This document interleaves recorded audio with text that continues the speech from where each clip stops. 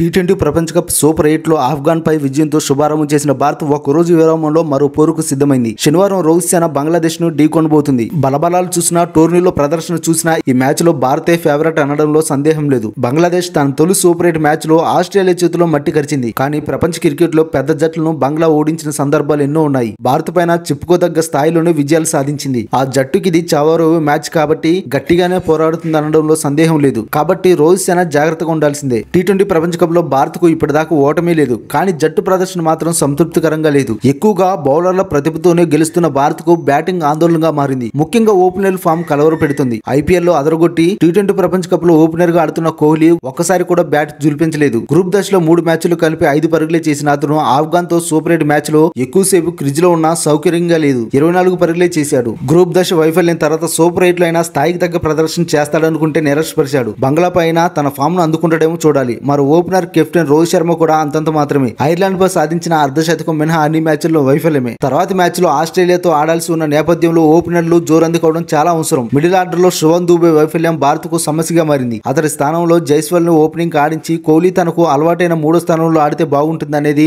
అభిప్రాయాలు వ్యక్తమవుతున్నాయి. మరి రోహిత్ జట్టు యాజమాన్యం ఈ దశగా ఆలోచిస్తుందేమో చూడాలి. సూర్యకుమార్, పంత్, హార్దిక్ ఫామ్ లో ఉండటం కలిసొచ్చే అంశం. బౌలింగ్ లో భారత్ కు పెద్దగా సమస్యలు లేవు. ఫేసర్లు బుమ్రా, హర్షదీప్ నిలకడగా రాణిస్తున్నారు. అక్షర్ జడేజాలకు తోడైన కుల్దీప్ స్పిన్ బలాన్ని పెంచుకుంది. శనివారం కూడా భారత్ కి ఇదే కూర్పును అనుసరించవచ్చు. బంగ్లాదేశ్ కూడా బలంగానే కనిపిస్తుంది. టోర్నీలో ఆ జట్టు బౌలర్లు నిలకడగా రాణిస్తున్నారు.